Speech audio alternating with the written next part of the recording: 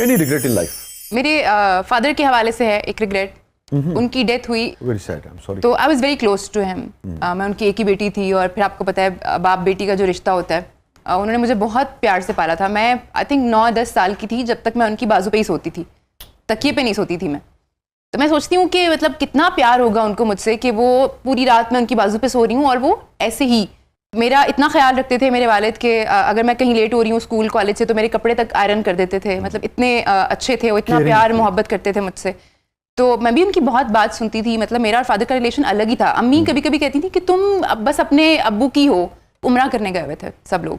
تو جب ہم لوگ عمرہ پہ تھے تو سب عمرہ پرفارم کر لیا, ہماری واپسی کی فلائٹ تھی. تو ابو کو نا لگا کہ ہم مدینہ میں صحیح رکے نہیں ہیں. میرے ابو ماشاءاللہ بہت تہجد گزار اور عاشق رسول اس طرح سے تھے, بہت ریلیجن کو فالو کرنے والے. تو ابو کو لگا کہ ہم مدینہ میں رکے نہیں کیونکہ ہماری فلائٹ ڈیلے ہوئی تھی ایک دن پورا. ابو نے کہا کہ مجھے واپس جانا ہے. تو میرا ریگریٹ ہے کہ مجھے نا اس وقت لے کے جانا چاہیے تھا ابو کو.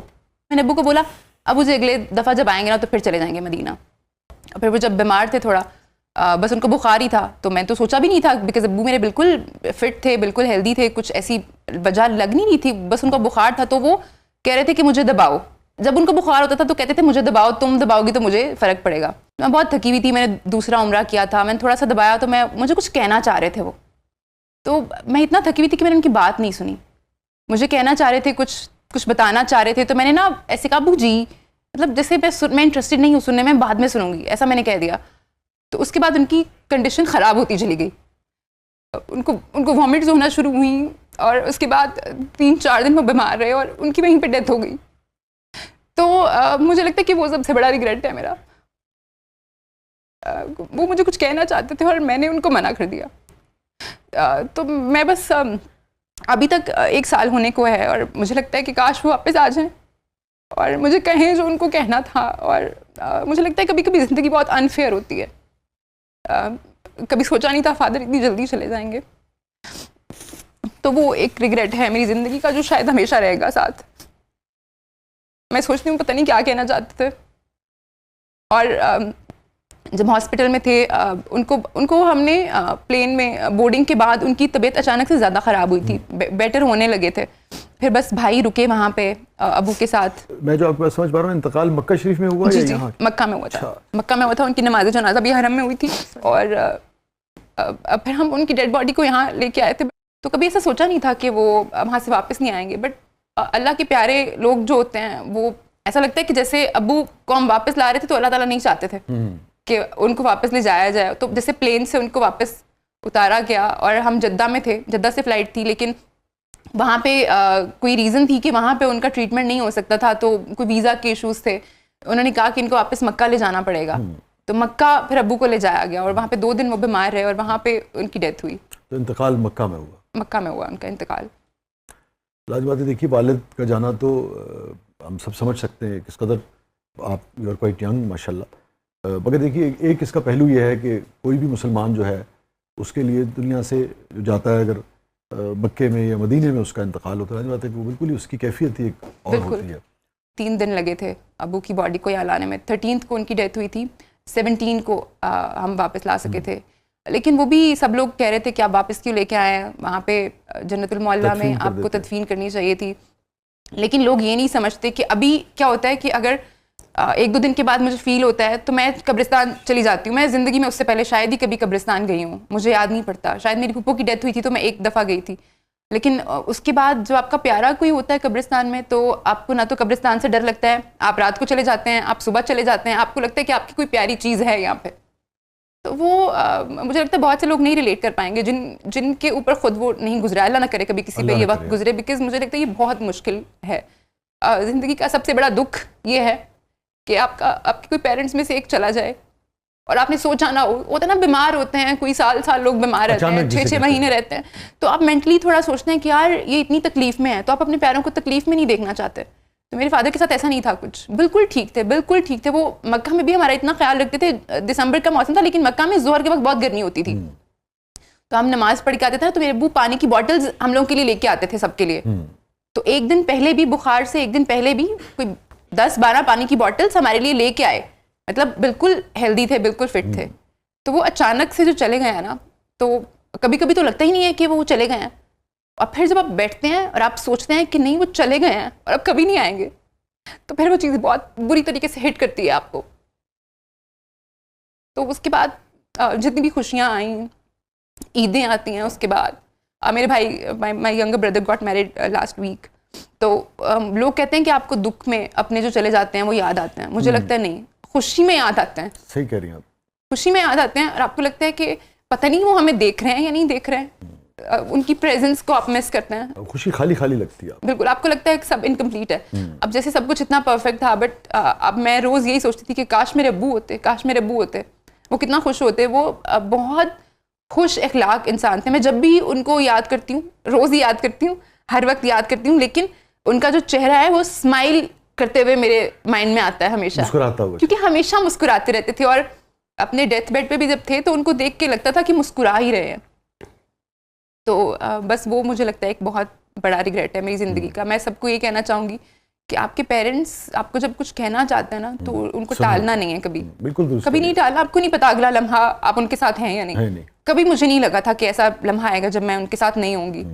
یہ جو آپ بات کر رہی ہیں نا اسما, اس حوالے سے اکثر میں عقائد و جہاں سرکار دو عالم صلی اللہ علیہ وسلم کی ایک حدیث کوٹ کرتا ہوں, اور اپنے بزرگوں کے حوالے سے کہ بھئی ہم سوچتے ہیں بات کو, اچھا صبح بات کر لیں گے, صبح سن لیں گے, صبح کہہ لیں گے. تو آقا نے ایک موقع پہ ارشاد فرمایا, آپ نے فرمایا کہ اگر میری والدہ حیات ہوتی اب اور میں نماز پڑھ رہا ہوتا, آپ تصور کیجئے کہ عقائد و جہاں سرکار دو عالم صلی اللہ علیہ وسلم کی نماز, آپ نے فرمایا میں نماز پڑھ رہا ہوتا اور میری ماں مجھے بلاتی تو میں نیت توڑتا اور میں کہتا کہ جی امی. اس سے ہمیں بڑا واضح ایک پیغام ملتا ہے کہ کچھ بھی آپ کر رہے ہیں, لیکن اگر آپ کے بزرگ, نہیں کہ ہم میں سے سب کے بزرگ جو ہیں وہ جب آواز دیں تو وہ ہماری ترجیح ہونے چاہیے, باقی ساری چیزیں چھوڑیں. ورنہ کبھی کبھار ایسا انسان سوچتا رہ جاتا ہے کہ کیا کہنا چاہتے تھے, کیا سننا چاہتے تھے. بالکل بالکل. تو اللہ تعالیٰ ان کو غریق رحمت فرمائے, اللہ تعالیٰ ان کے درجات بلند کرے, آپ کو صبر جمیل عطا فرمائے.